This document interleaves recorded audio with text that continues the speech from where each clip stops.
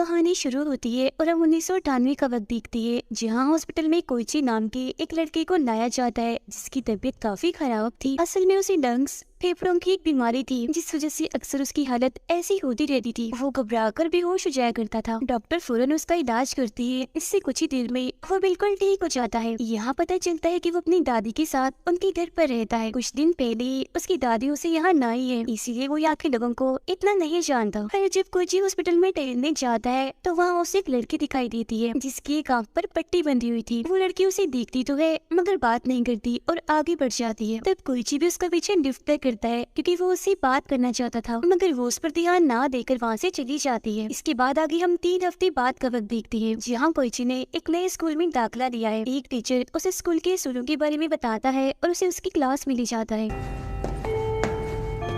जब क्लास में आने के बाद कोइची सबको अपने बारे में बताने लगता है कि कुछ वक्त पहले ही मेरी मॉम की मौत हो गई है और मेरे डैड इंडिया गए हैं काम के सिलसिले में, इसलिए मैं यहाँ अपनी दादी और चाची के साथ रहता हूँ। इसी दौरान कोइची की नजर क्लास की एक लड़की पर जाती है जो और कोई नहीं बल्कि वही थी जो उसे हॉस्पिटल में मिली थी, यानी जिसकी आंख पर पट्टी थी। फिर पहली क्लास खत्म होने के बाद कोइची कुछ बच्चों से बात करता है और उस लड़की के बारे में पूछने लगता है। आगे वो बच्चे कोइची को एक कागज देते हैं जिसमें हर बच्चे की सीट के बारे में लिखा था, मतलब कि कौन सा बच्चा कहाँ बैठेगा। जिसे देखकर कोइची हैरान रह जाता है क्योंकि वो देखता है कि जिस जगह पर वो लड़की बैठी हुई थी वहाँ तो कोई सीट ही नहीं है। स्कूल खत्म होने के बाद जब वो अपने घर जाता है तो उससे मिलने उसकी चाची आती है। इनकी बातों से हमें पता चलता है कि उसकी चाची भी उसे स्कूल में पढ़ाती है, यानी जिस स्कूल में कोइची जाने लगा है। यहाँ उसकी चाची उसे दोबारा स्कूल के असूल बताने लगती है। कहती है कि जो भी टीचर तुम्हें कहे हमेशा वही करना, उनकी बात के खिलाफ मत जाना। अगले दिन कोइची स्कूल में एक लड़की से मिलता है जिससे उसकी दोस्ती हो जाती है। जहाँ इसी बीच उसे दोबारा से स्कूल की छत पर हॉस्पिटल वाली लड़की दिखने लगती है। इस बारे में वो अपने दोस्त को भी बताता है, जिस पर वो कहती है कि मुझे तो वहाँ कोई नहीं दिख रहा, वहाँ कोई है ही नहीं। अब उसे इस बात से हैरानी तो होती है, इसीलिए वो खुद पता लगवाने के लिए छत की तरफ जाने लगता है। वहाँ पर उसे पता चलता है कि इस लड़की का नाम मे है। वो लड़की यानी मे अब कोइची से बात करती है। कहती है कि स्कूल में जो कर्स यानी जो श्राप है वो शुरू होने वाला है। मगर अब इससे पहले कि कोइची उसे कोई और बात करता, अचानक से उसके सीने में दर्द होने लगता है। इसके फौरन बाद वो डॉक्टर के पास आ जाता है। डॉक्टर उसका चेकअप करने के बाद बताता है कि तुम्हें बिल्कुल ठीक होने में अभी वक्त लगेगा, बस तुम्हें परेशान नहीं होना और अपनी दवाई टाइम पर लेना रोजाना। अब अगले दिन स्कूल जाकर कोइची मे पर नजर रखने लगता है। वो देखता है कि एक और आदमी भी है जो उसकी ही तरह मे पर नजर रख रहा है। अब तभी उसकी क्लास का एक लड़का कोइची के पास आकर बताता है कि वो आदमी जिस लड़की पर नजर रखे हुए है वो दरअसल इस स्कूल का लाइब्रेरियन है, यानी जो लाइब्रेरी में काम करता है। अब कोइची उससे ही मे के बारे में पूछने लगता है। अभी वो मे के बारे में उसे बताने ही वाला था कि तभी उसके दोस्त आकर उसे अपने साथ ले जाते हैं। जिसके बाद अब कोइची खुद ही लाइब्रेरी में चला जाता है लाइब्रेरियन से बात करने के लिए। यहाँ उसे एक डॉल की ड्राइंग मिलती है जो एक खिलौना था, जिसे देखकर कोइची को याद आता है कि बिल्कुल ऐसी डॉल में भी अपने साथ लेकर चलती है। अब इतनी ही देर में वहाँ लाइब्रेरियन आ जाता है जो कोइची को उसकी क्लास में जाने का कहता है। अब कैसे भी करके कोइची सब जानना चाहता था,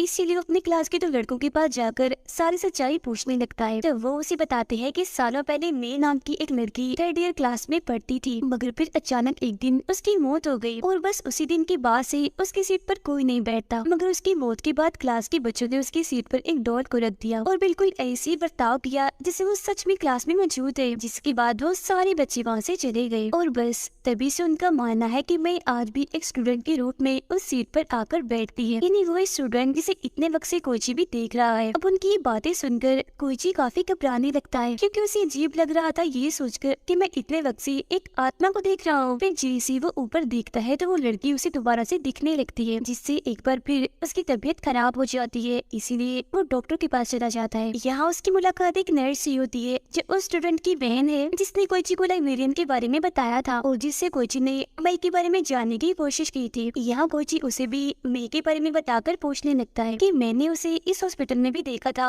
वो यहाँ क्या करने आती है। जिस पर वो नर्स कहती है कि अभी तो मैं इस बारे में नहीं जानती, मगर पता लगवाकर मैं तुम्हें बता दूंगी लाजमी। अब एक दिन कोइची को एक डॉल्स की शॉप मिलती है जहाँ बहुत सारी गुड़िया थी, इसीलिए वो अंदर जाकर चेक करने लगता है। जिस दौरान हम देखते हैं कि उसकी दोस्त उसे इस दुकान के अंदर जाते हुए देख रही है।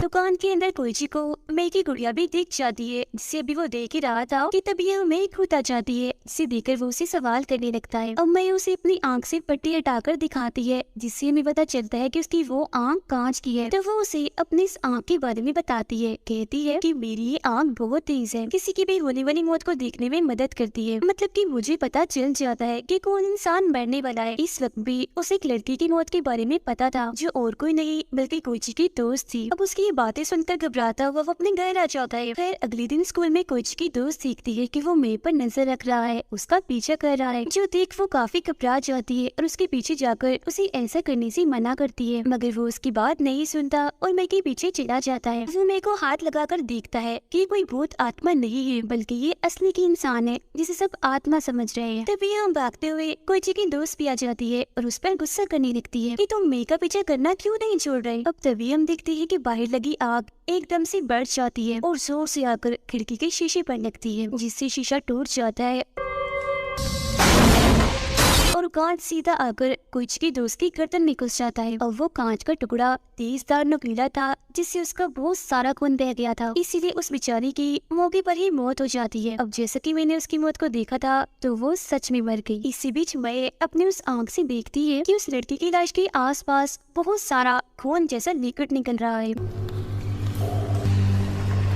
जिसका मतलब था कि उसे ऐसे पता चलता है कि कोई इंसान मरने वाला है। अब ये लिक्विड उसने देख लिया था, तो इसका मतलब आगे भी किसी इंसान की मौत होने वाली है। फिर तभी यहाँ और भी बहुत सारे बच्चे आ जाते हैं और उस लड़की की मौत पर काफी दुखी हो जाती है, मगर वो उसकी मौत का जिम्मेदार कोइची को ही समझ रही थी, क्योंकि उसने ही स्कूल के असूल तोड़े थे, जिस वजह से मौतें होना शुरू हो गई है, यानी कि कर्ज वापिस आ गया है। मगर वो अभी भी कुछ नहीं समझ पाता। फिर शाम को जब वो हॉस्पिटल में जाता है, तो नर्स उसे बताती है कि मैं यहाँ कुछ दवाइयाँ लेने आती रहती है। फिर अब अगले दिन कोइची अपनी क्लास के उसी लड़के इन्हीं नर्स के भाई से कर्ज इन्हीं शराब के बारे में पूछने लगता है, क्योंकि मैंने भी उसे किसी कर्ज के बारे में ही कहा था, मगर वो उसे कुछ भी नहीं बताता और नजरअंदाज करके उसे दूर जाने लगता है। साथ ही वो कोइची को ये भी कहता है कि मेरी बहन यानी उस नर्स से भी तुम दूर ही रहो। अब यहाँ हमें पता चलता है कि वे कोई भूत या आत्मा नहीं है,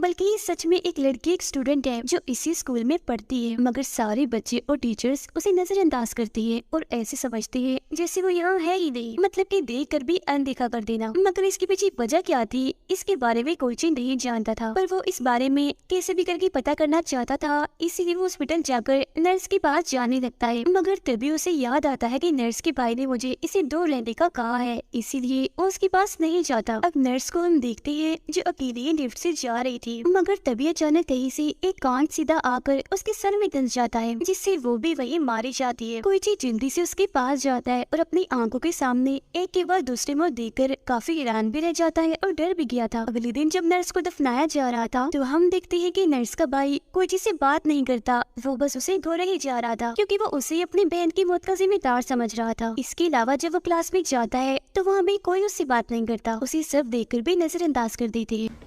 今朝なんかあったっけ山田。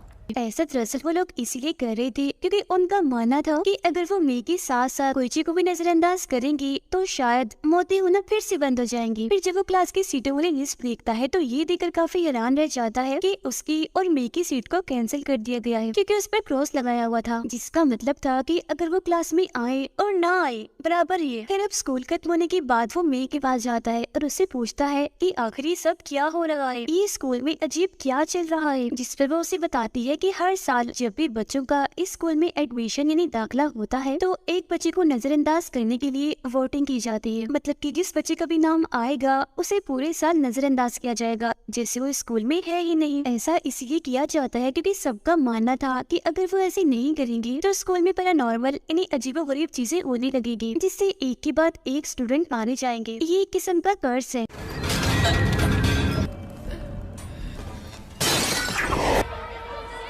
और जिस साल मैं थी तो एक लड़की को नजरअंदाज करने के लिए चुना गया था, मगर वो डर रही थी इसीलिए उसने मना कर दिया। अब किसी को तो नजरअंदाज होना ही था, तो उसकी जगह मैंने अपना नाम लिखवा दिया और बस तभी से सारे लोग मुझे नजरअंदाज करने लगे हैं। अभी सुनकर भी कोइची को कुछ समझ नहीं आती, क्योंकि वजह अब तक उसके सामने नहीं आई थी कि आखिर स्कूल वाले ऐसा करते ही क्यों हैं। अब दोनों को ही नजरअंदाज किया जा रहा था, जिसका वो खूब फायदा उठा रहे थे, क्योंकि क्लास छोड़कर वो घूमने निकल जाती थी, जिस वजह से अब उन दोनों भी अच्छी दोस्ती भी हो गई थी। अब मेरे को भी सच्चाई पता नहीं थी तो ये लोग सच जानने के लिए लाइब्रेरियन के पास जाती है, जहाँ अब वो इन्हें बताता है कि काफी सालों पहले यानी 1972 में मैं 3rd ईयर क्लास का टीचर हुआ करता था, जहाँ तभी अचानक एक बच्चे की रस्सी से लटकने से मौत हो गई। किसी को कुछ समझ नहीं आया कि आखिर उसकी मौत कैसी हो गई, और जो बच्चे उसके साथ पढ़ते थे उनको तो यकीन आ ही नहीं रहा था कि वो मर गई है। वो इस चीज को कबूल ही नहीं कर रहे थे, इसीलिए वो ऐसे दिखावा करने लगे थे जैसे वो अभी भी जिंदा है। यहाँ तक कि उन्होंने उसके लिए क्लास में अलग सीट भी लगा रखी थी।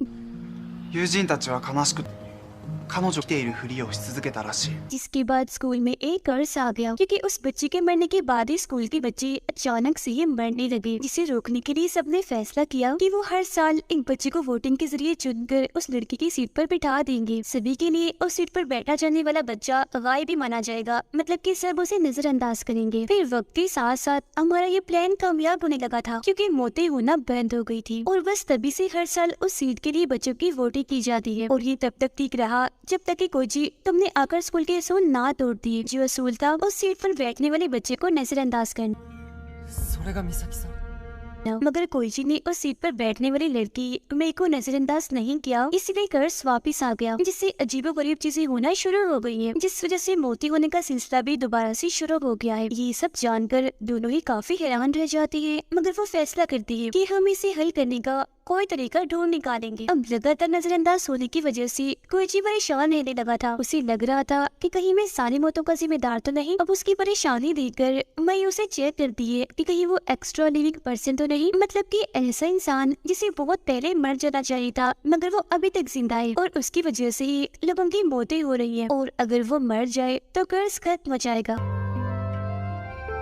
यानी कि मैं एक्स्ट्रा लिविंग को भी देख सकती है। उसे पता चल जाता है कि कोई चीज एक्स्ट्रा लिविंग नहीं है, और ये सब कुछ भी अपनी आंख के जरिए ही देख सकती थी। अब हम स्कूल के एक टीचर को देखते हैं जो इस वक्त अपने घर पर थे। वो अपनी वाइफ को खाना खिलाकर बर्तन उठाकर ले जा रहे थे, मगर तभी अचानक उनका पैर फिसल जाता है, जिस वजह से उनके हाथ में जो चम्मच था वो उनकी आंख में घुस जाता है, जिससे उनका इतना खून बहता है, इतनी तकलीफ होती है कि मौके पर ही उनकी मौत हो जाती है। इसके बाद उस स्कूल की एक बच्ची को हम देखते हैं जो साइकिल पर बैठकर कहीं जा रही थी, मगर तभी अचानक पता नहीं कैसी उसकी साइकिल की ब्रेक फेल हो जाती है, जिससे साइकिल अब उसके कंट्रोल से बाहर हो जाती है। जिस दौरान जैसे वो सड़क पर जाती है तो सामने आती है गाड़ी से वो टकरा जाती है। वो फौरन नीचे गिर जाती है, जिससे वो काफी जख्मी हो गई थी, इसलिए मौके पर उसकी भी मौत हो जाती है। फिर अगले दिन स्कूल में जब उसकी मौत का पता चलता है तो सारे ही बच्चे काफी दुखी हो गए थे, और उन दोनों को ही इस सब का जिम्मेदार कह रहे थे। जबकि उधर वो दोनों लाइब्रेरी में जाकर 1972 की फाइल्स देखने लगते हैं, जिस बीच कोईची को एक तस्वीर मिलती है जो और किसी की नहीं बल्कि उसकी चाची की थी, जिसका मतलब था कि वो भी उस वक्त यानी 1972 में उस क्लास की स्टूडेंट थी। इसके बाद मजीद छानबीन करने के लिए वो उस स्कूल के दूसरे हिस्से में जाती है जहाँ सबका जाना मना था, क्योंकि 1972 के टाइम क्लास वही लगती थी। वो यहाँ आकर छानबीन करने लगती है ताकि उन्हें कोई क्लू कोई सुराग मिल सके, और तभी कोईची को यहाँ एक ऑडियो टेप मिल जाती है जो काफी पुरानी लग रही थी। जब ये लोग उसे सुनते हैं तो पता चलता है कि इसे भी उसी वक्त 1972 में रिकॉर्ड किया गया है।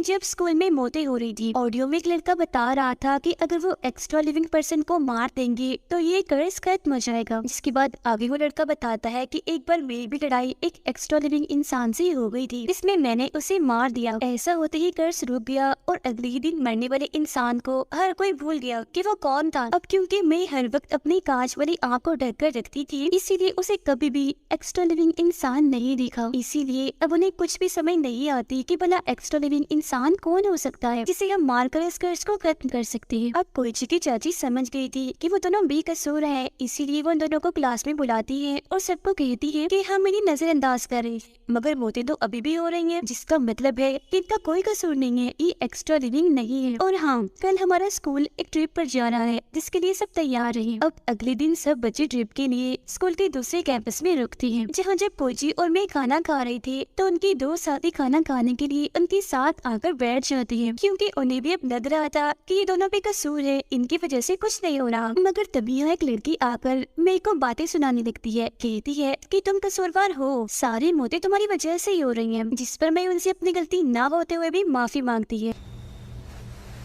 इसी बीच हम नर्स के भाई को देखते हैं जिससे उन दोनों पर अभी भी शक था, जिस वजह से वो चुपचाप कोइची का बैग चेक करने चला जाता है, जिसमें उसे वही ऑडियो टेप मिल जाती है। वो उस टेप को खुद भी सुनता है और अपने कुछ दोस्तों को भी सुना देता है, जिसके बाद वो प्लान बनाते हैं कि हम कोइची और मे को मार देंगे, क्योंकि हो ना हो वो एक गुनाहगार है, मतलब कि वो ही एक्स्ट्रा लिविंग पर्सन है। जहाँ इसी बीच दिखाया जाता है कि कैंपस में अजीबोगरीब चीजें होना शुरू हो गई है। मैं भी अपने आंख पर से पट्टी हटाकर घूम रही थी ताकि वो देख सके कि कौन एक्स्ट्रा लिविंग है। जी हाँ, तभी उसके पास कोइची की चाची आ जाती है, जिसे मैं बड़े गौर से देखने लगती है, क्योंकि उसे पता लग गया था कि एक्स्ट्रा लिविंग और कोई नहीं बल्कि यही है, यानी कोइची की चाची। वो इस बारे में कोइची को बताने ही वाली थी कि तभी इधर एक लड़का आकर बताता है कि अभी अभी एक लड़की की मौत हो गई है, जो सुनकर वो फौरन ही उसके साथ जाने लगती है। अब कोइची की सीने में दोबारा से दर्द होने लगता है, इसीलिए उसे भागा नहीं जाता, जिस बीच तभी उसे कोई एक कमरे से बुलाने लगता है, इसीलिए वो उस कमरे की तरफ ही जाने लगता है चेक करने के लिए कि आखिर वहाँ कौन है। उधर मैं और वो लड़का जब जा रही थी तो उन्हें रास्ते में वही लड़की मिलती है जिसने पहले भी मैं से बदतमीजी की थी। वो एक चीज से जैसे मैं पर हमला करने लगती है तो उसके साथ वाला लड़का आगे आकर उसे रोक देता है, जिसके बाद वो उसके पीछे पड़ जाती है। तो वो लड़का अपनी जान बचाने के लिए खिड़की से कूद पड़ता है, मगर बदकिस्मती से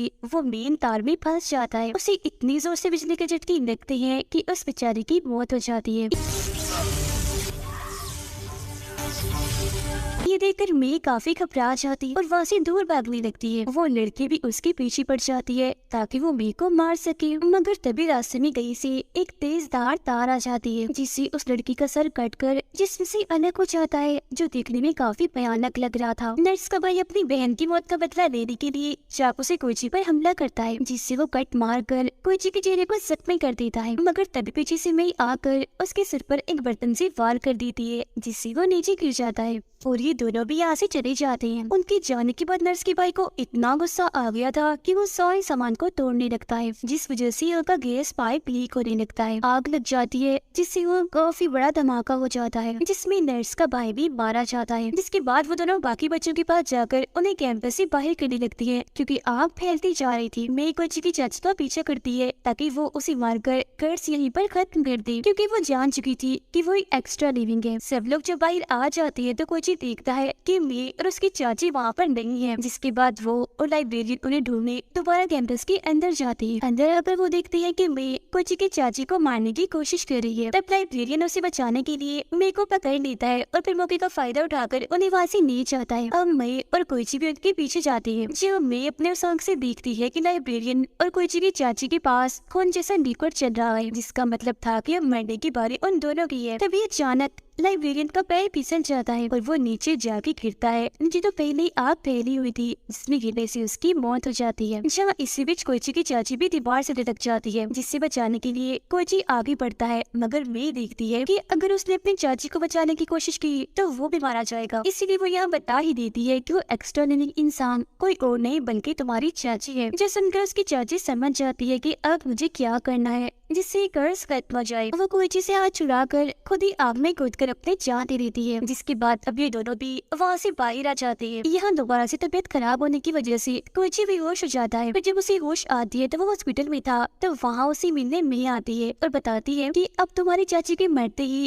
कर्ज खत्म हो गया है और सब उनको भूल गई है, बिल्कुल वैसे ही जैसे 1972 के टाइम में हुआ था। क्योंकि पुराने टेप तो जल गई थी, इसीलिए वो आगे के बच्चों के लिए नए टेप में एक रिकॉर्डिंग करती है। इसमें वो बताते हैं कि अगर कर्ज दोबारा से शुरू हो जाए तो क्या करना है। इसके बाद कोइची अपनी दादी के साथ अपने डैड के पास जाने के लिए तैयारियां कर रहा होता है। जाते जाते वो मेरे को अलविदा कहने भी आता है। इसके बाद हम आखिर में 2012 का वक्त देखते हैं, जहाँ स्कूल में एक लड़की को कोइची और मेरे की रिकॉर्ड की हुई टेप मिल जाती है। साथ ही हम देखते हैं कि उनकी क्लास का टीचर और कोई नहीं बल्कि लाइब्रेरियन था, जो कि 14 साल पहले आग में गिरा तो था मगर वो बच गया था, जिसका मतलब था कि ये कर्ज फिर से शुरू हो गया है, क्योंकि उसे मर जाना चाहिए था मगर वो नहीं मरा, अभी भी जिंदा है। इसका मतलब था कि अगला एक्स्ट्रा लिविंग पर्सन ही लाइब्रेरियन है, मगर इसके बारे में पता कैसे चलेगा, क्योंकि वो तो बस मैं ही देख सकती थी। इसका मतलब था कि अब दोबारा से मौतें होना शुरू हो जाएंगी और इसी के साथ ही कहानी इधर ही खत्म हो जाती है।